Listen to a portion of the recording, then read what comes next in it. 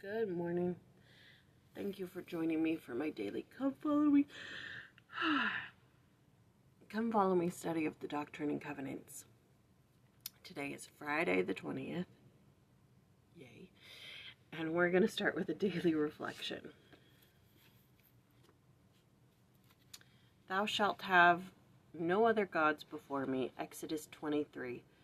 Whereas the ancients too often centered their affections on gods made of wood or stone or metal, idols in our day are more likely to take the form of portfolios, stock options, chrome, size or location of houses, vacations, country clubs, and social circles.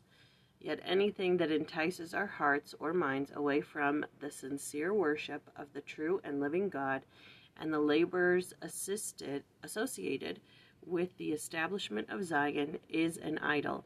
How apt was the Lord's description of the state of the world at the time he called the choice seer Joseph Smith.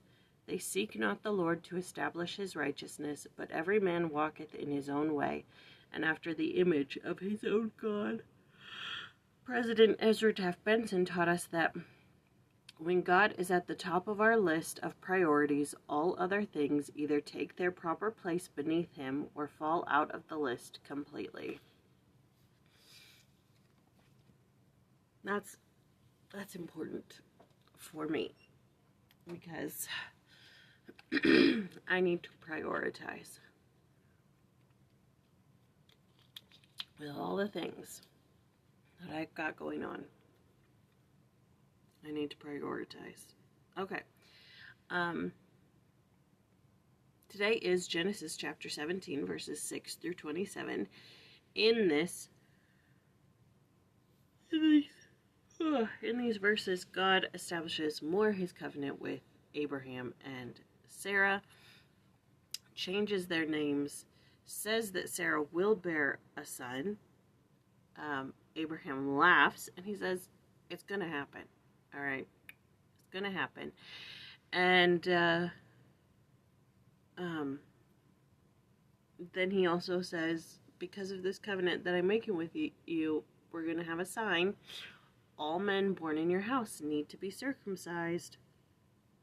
And so, in that self-same day, Abraham, who was 99 years old, and his son, who was 13, and everybody else in the house, who was a man, was circumcised.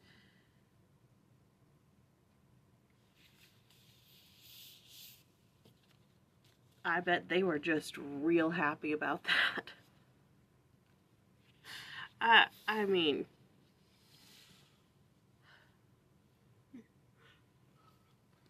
I won't comment anymore on that. Let's see. The Abrahamic covenant embraces the divine promise to grant to the faithful special gathering places of refuge upon the earth, as well as an ultimate home among the mansions of the Father on high. From time to time, the Lord sets apart certain lands and locations as ordained gathering places for his covenant people. In the Middle East, it was the Holy Land. In the Book of Mormon context, it was the Americas. In the latter days, it is the stakes of Zion, and eventually the New Jerusalem. All of this mortal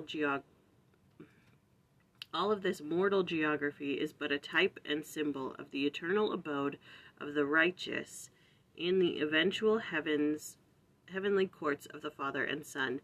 Thus we see that the promises of God are always honored. The only question for us is this: will we keep the covenants? All promised blessings are predicated upon obedience to the law upon which the blessing rests. The Abrahamic covenant, with all of its promised blessings, awaits the faithful.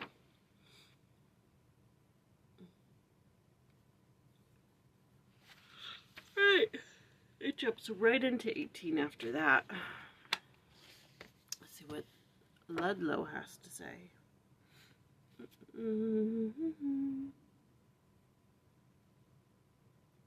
For verses 7 through 14, the Joseph Smith translation makes it clear that circumcision is a covenant with God that men may know forever that children are not accountable before the Lord until they are 8 years old.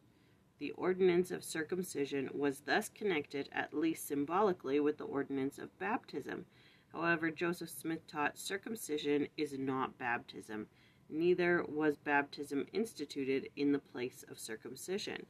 Joseph Smith also taught the covenant of circumcision made with Abraham and practiced steadily up to the departing of Israel out of Egypt was abandoned in the wilderness 40 years and renewed with Joshua after he passed over Jordan and encamped at Gilgal, where he made sharp knives and circumcised the whole male portion of the church. Okay, it is a type. Pretty painful type, but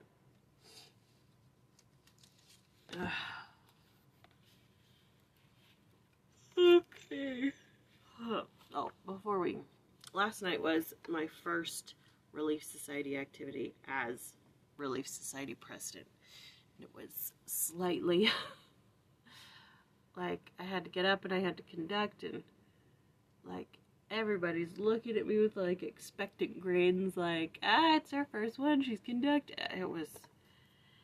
I felt awkward, but it went okay. But I'm wondering if things could be done better.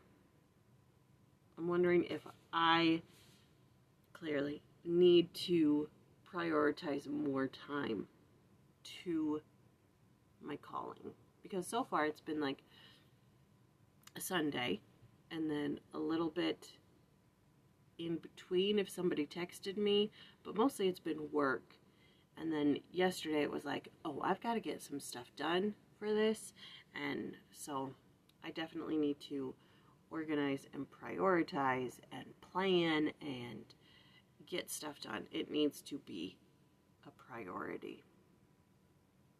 But like, I haven't even met with my counselors. One's in Europe, one's in Florida. The secretary